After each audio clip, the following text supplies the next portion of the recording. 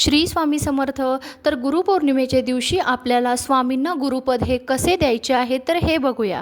तर त्या दिवशी सकाळी लवकर उठून आंघोळ करून आपल्याला देवपूजा करून घ्यायची आहे. स्वामींच्या मूर्तीचा अभिषेक हा श्री सुक्तम, पुरुषुक्तम आणि 21 श्लोकी पवमान सुक्तम म्हणून करायचा आहे.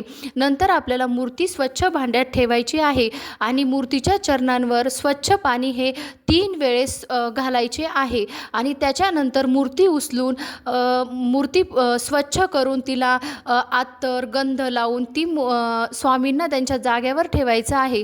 तुपाचा दिवा लावायचा आहे आणि आपल्या हातामध्ये नारळ घ्यायचा आहे आणि स्वामींना आपल्याला प्रार्थना करायची आहे आणि ही प्रार्थना झाल्यानंतर नारळ ते स्वामींना अर्पण करायचं आहे. आता हे झालं गुरुपद घेणं. याच्यानंतर आपल्याला स्वामींच्या चरणाचं जे तीर्थ होतं ना अभिषेक केलेलं, तर ते तीर्थ आपल्या उजव्या हातावर घ्यायचं आहे आणि त्याच्यानंतर जो स्क्रीनवर दिलेला मंत्र आहे तर तो मंत्र आपल्याला म्हणायचा आहे.